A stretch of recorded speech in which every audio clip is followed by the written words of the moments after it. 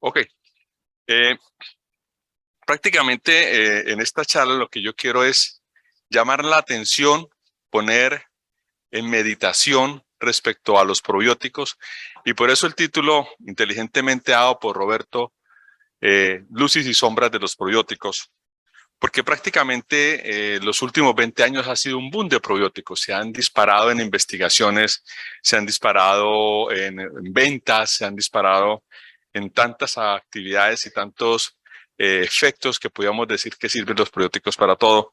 Y lo que yo quiero prácticamente es tratar de poner en blanco y negro el uso de los probióticos.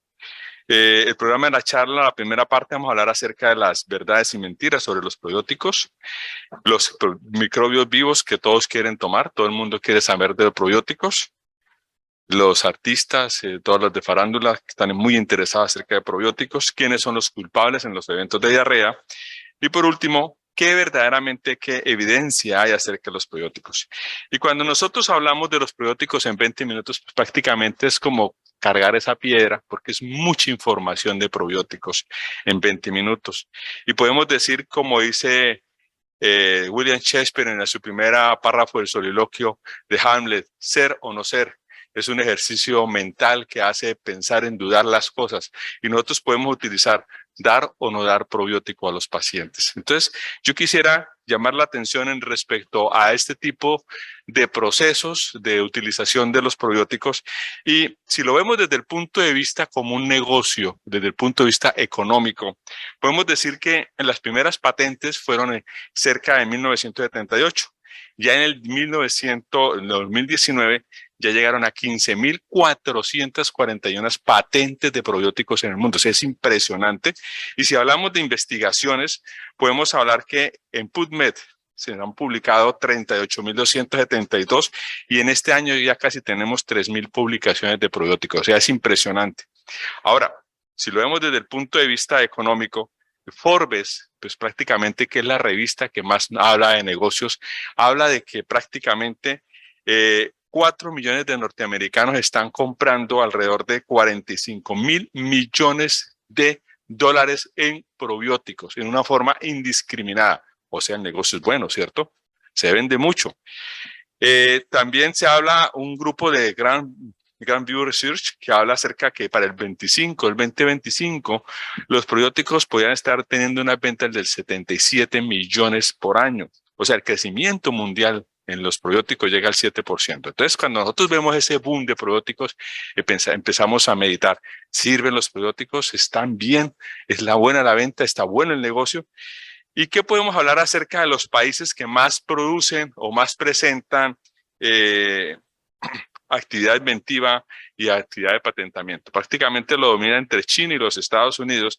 Y si hablamos de la industria farmacéutica, lo predomina Nestlé, muy alto, casi, si ustedes lo pueden ver en la parte de aquí de arriba, casi el 1%.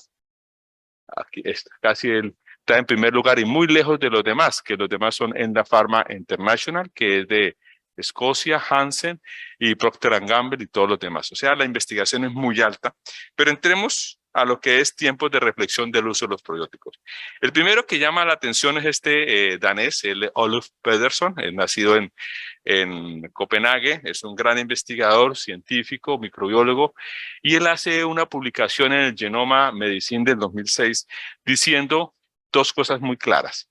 Los lactobacilos y las bifidobacterias no tienen ningún efecto sobre la microbiota de los individuos que no tengan patología.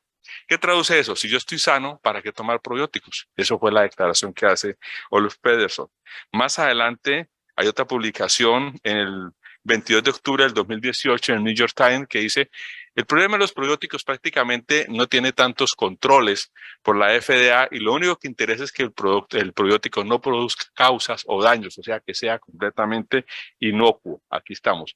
Puede ser, se puede vender mucho, pero si no hace daño o si sirve o no sirve, no nos interesa, la FDA no va a perseguir, pero que no, con tal de que no sea inocuo. Más adelante, nuestro gran amigo y que también está invitado aquí a este evento, Pachitupacho Warner, dice que que prácticamente los probióticos se le están ya añadiendo a las leches, a los yogures, al champú, a las lociones, para la caída del cabello, el olor de las axilas, etcétera, etcétera, los probióticos. Entonces, yo lo que quiero es aterrizar en qué evidencia podemos utilizar los probióticos verdaderamente. Y miren lo que hace Olof Pedersen, donde excluye 7 estudios aleatorizados controlados, donde se comparaba grupos que se le daban probióticos versus placebos, y se tomaron las heces y hicieron secuenciación de la subunidad 16 de RNA ribosomal, y se hacen unos conteos bien interesantes y se evaluó si hubo o no hubo diversidad. Diversidad de la microbiota intestinal es el punto más importante. Entre mayor diversidad hay mayor riqueza. Son diversidades de la gran cantidad de diferentes gérmenes o filus que se encuentran en nuestro organismo, y a mayor diversidad tenemos una riqueza de la microbiota, y por lo tanto vamos a tener una microbiota sana. A menor diversidad vamos a tener todo el efecto secundario. Ahora que está de moda la palabra ser diverso, pues aprovechamos de que la diversidad también es importante dentro de nuestra microbiota intestinal. ¿Y qué es lo que hace? Simplemente toma alrededor de 1.300 estudios y decanta al final 7 estudios. Y los voy a aburrir con los 7 estudios. Aquí están prácticamente el primer estudio de Lati, y se lo resumo. En el estudio de Lati dice, no difirió entre probióticos, o sea, la estabilidad de la microbiota fecal comparada con el placebo no funcionó. El otro estudio de Rampelli también dice que no hubo ningún efecto al suplementar probióticos en pacientes sanos en la riqueza de la microbiota intestinal. El de Ferrari sí habla de que hubo una mejoría, sí hubo un cambio en la diversidad, solamente en la diversidad tipo beta, no en la diversidad tipo alfa. Y estos son detalles muy insignificantes en forma global. El estudio de Ver vio que la diversidad beta no estaba afectada. El estudio de Simon no se vio detectada en la suplementación, o sea que tampoco sirvió. El de Hanif no se observaron diferencias, y finalmente el de Brahe dice que no cambió en el grupo de probióticos. O sea, utilizar probióticos en ustedes o en un paciente sano prácticamente no tiene efectos sobre la diversidad intestinal. Y al no tener efectos sobre la diversidad intestinal, no sirve para nada, porque nos interesa tener diversidad dentro de la microbiota intestinal. Entonces, aquí lo que dice es que la revisión sistemática de toda la literatura demostró la falta de evidencia en el impacto de los probióticos sobre la composición de la microbiota intestinal en adultos sanos. Estamos hablando de adultos sanos. Ahora, ¿qué hace el grupo de trabajo de Despegar? Debido a esto, se reúne en un grupo de investigadores, Jania Sayesca y otras más personas que se dedican a la microbiota y a los probióticos, y empiezan a analizar toda la literatura que encuentran y que se publica, y encontraron muchísimas cosas interesantes. Primero, que la mayoría de estudios son inconsistentes y tiene desviaciones, o sea, tienen sesgos de muchas veces de las mismas casas que están patrocinando el estudio. Las cepas muchas veces no se identificaron adecuadamente o las clasificaban erróneamente porque no tenían un sistema que se llama de clasificación por PCR, y eso hacía de que obviamente había unas cepas facultativas, había cepas no viables. Muchas veces no se podía verificar el número de las colonias. Hablan de unidades formadoras de colonias y las tenían completamente diferente. Y las preparaciones de probióticos siempre fueron utilizadas para amplia gama de condiciones. O sea, utilizaban cápsulas, sobres, viales para diarrea, para dolor de cabeza, para diferentes patologías.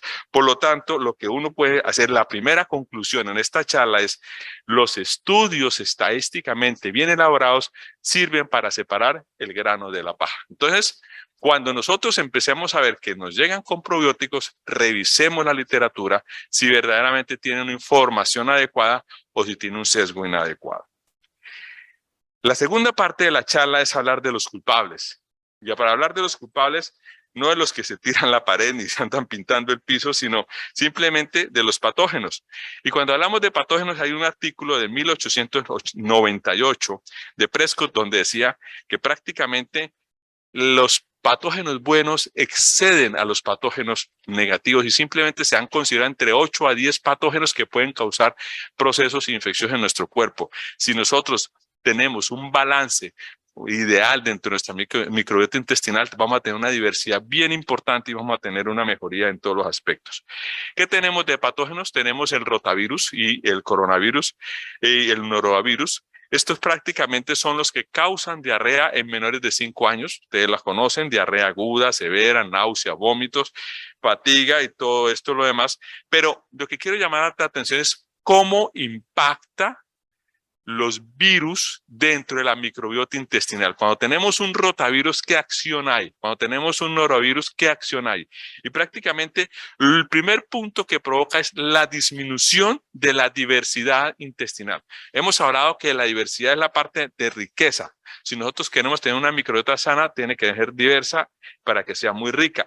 Va a perder la diversidad y se van a ir ciertos patógenos, ciertos géneros que son buenos, la Prevotella, el estafilococo y la topovio.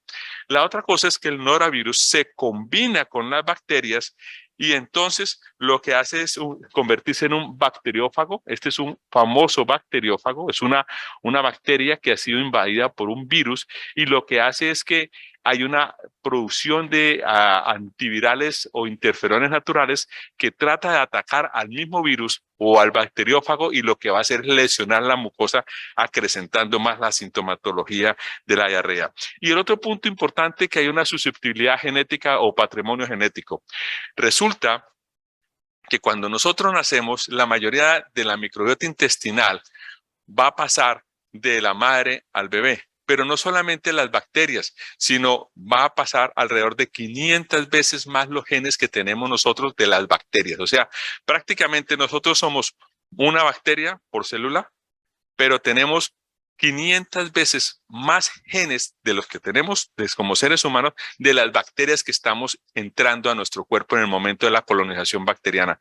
O sea, prácticamente somos genes de las bacterias. Y si tenemos un patrimonio genético alterado, obviamente van a haber procesos infecciosos, van a haber procesos de infecciones simultáneas y vamos a tener de que los niños van a tener diarreas constantemente y con facilidad. Este es un estudio donde se hace un análisis estadístico. Esta es una curva que se llama línea de diversidad de Shannon, que es la línea de diversidad que más se utiliza. Y lo que están tratando de comparar es pacientes que han tenido diarrea aguda viral versus pacientes que han tenido diarrea leve o diarrea moderada y el patógeno, pacientes que tuvieron rotavirus y pacientes que tuvieron norovirus. Y si ustedes pueden observar en la curva de diversidad de estos, encontraron que los grupos que fueron más severos y que tenían norovirus, la diversidad era completamente disminuida. Y aquí lo podemos ver en esta gráfica. El rombo que podemos ver acá, el rombo que habla de rotavirus y el cuadrado que habla de severidad, ustedes pueden ver toda la línea de color azul, que donde está predominando la fusobacteria.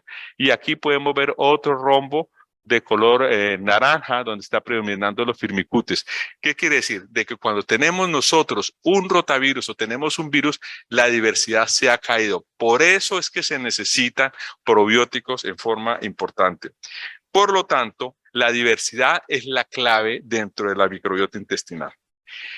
También el uso de los antibióticos. Sabemos que los antibióticos, entre el 30% de las personas que usan antibióticos van a tener eventos de diarrea puramente funcional, ¿sí? Y esto va a crear disbiosis en las primeras 24 horas y va a tener una serie de alteraciones. Y llamo atención a este estudio, que es este estudio de una sola persona, es un alemán en el que tenía 68 años de edad, que fue ingresado a la clínica y tenía un proceso de infección de vías urinarias, llevaba 3 meses por lo menos que no estaba utilizando ningún tipo de antibiótico.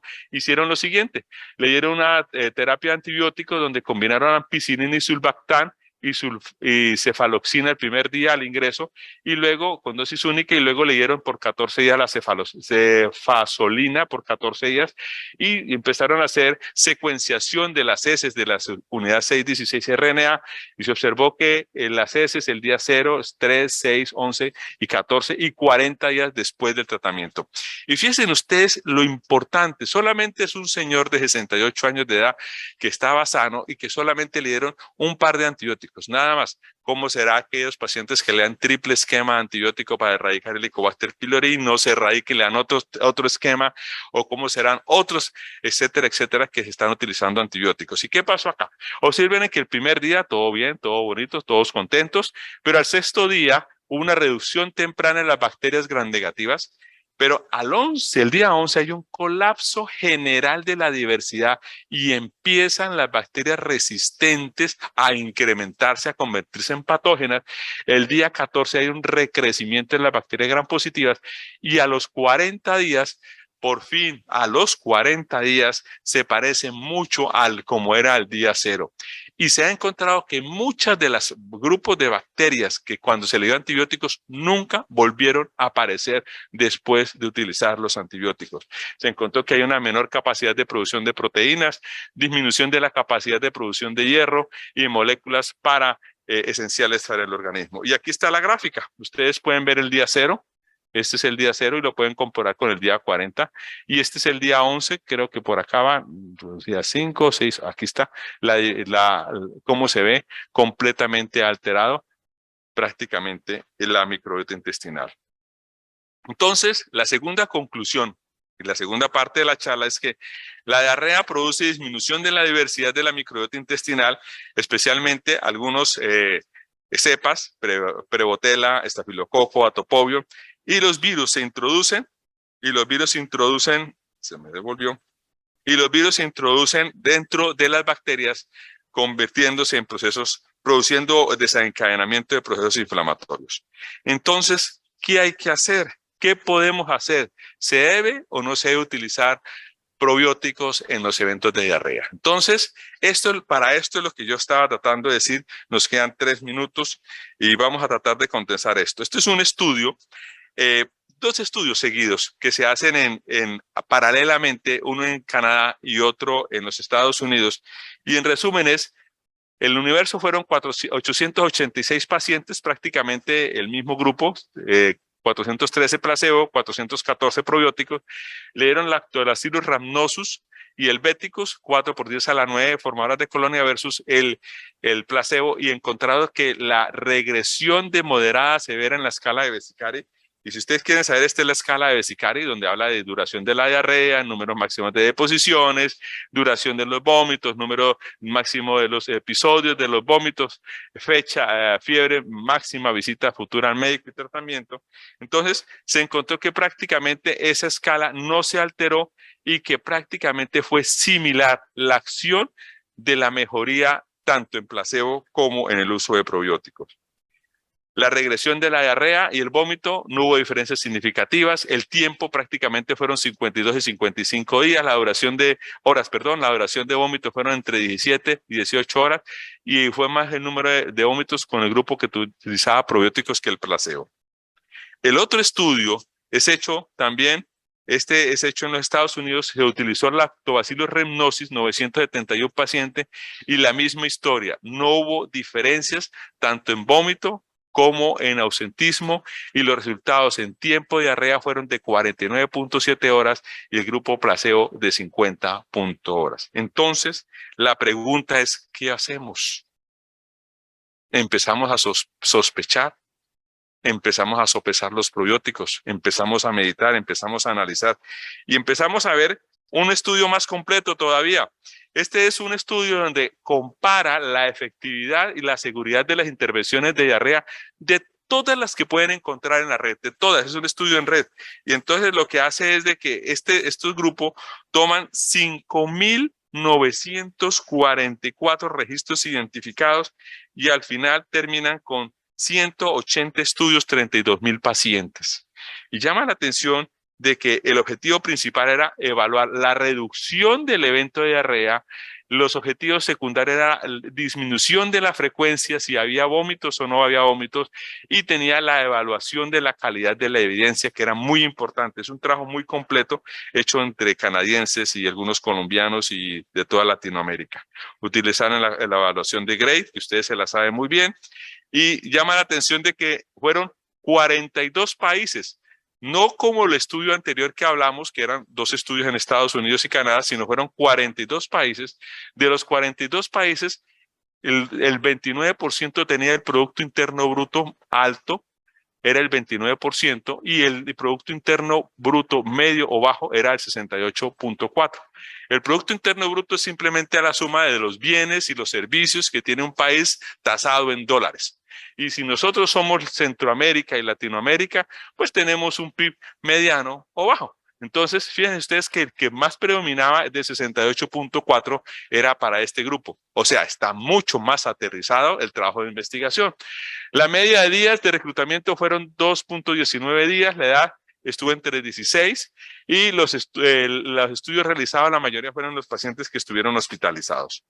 ¿Qué se buscó? Y fíjense ustedes que fueron una gran cantidad, y perdonen ustedes lo pequeño, pero pues prácticamente se buscó con caolipectina, leche diluida, fórmula sin lactosa, la fórmula con lactosa, probióticos, lactobacilos, esmectita, loperamida, micronutrientes, probióticos, racecadotilos, saccharomyces boulardii, etcétera, etcétera. Esto es larga la lista, yogur, vitamina A, todo lo que ustedes se pudieron encontrar que produce para evitar la diarrea, lo metieron en el estudio de investigación. O sea, un estudio completísimo y va el resultado, que es lo que nos interesa.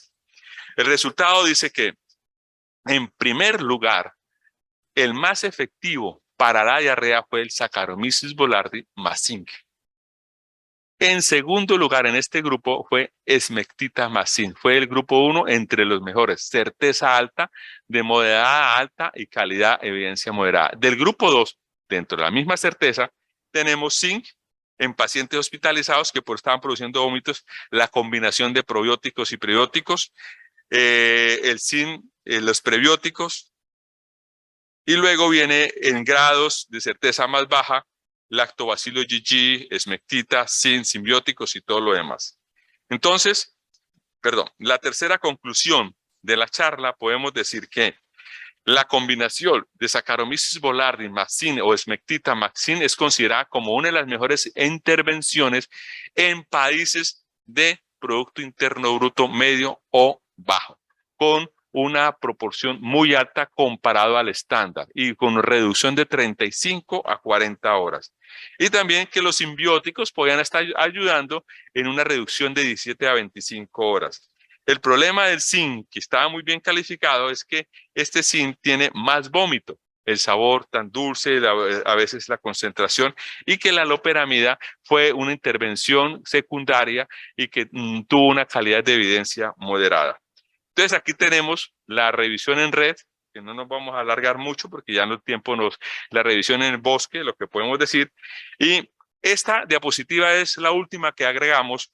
Esta la hice ahorita regresando del Congreso de Copenhague de Espagan, y Espagan dice lo siguiente: Espagan en el 2020 recomienda los probióticos para diarrea aguda, ¿sí? El AGA, que AGA molesta mucho y se niega mucho a utilizar, dice que recomienda condicionalmente los probióticos, sobre todo AGA es para Estados Unidos y Norteamérica, Producto Interno Bruto alto, o sea, ellos tienen otro estilo, otra forma.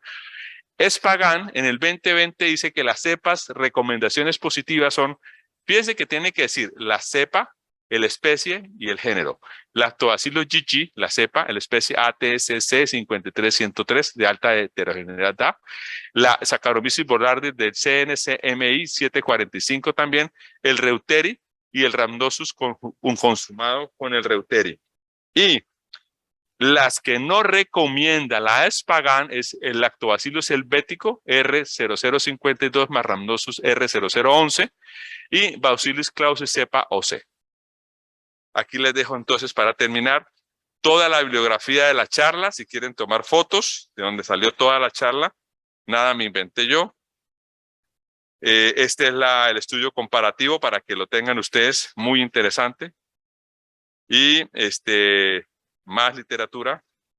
Y yo quiero darle muchas gracias por su atención, por compartir estos momentos presenciales, porque virtuales es muy aburrido, por vernos cara a cara. Y a Roberto agradecido por traerme de Bucaramanga, Santander, Colombia, que es mi ciudad. Con mucho cariño, muchas gracias.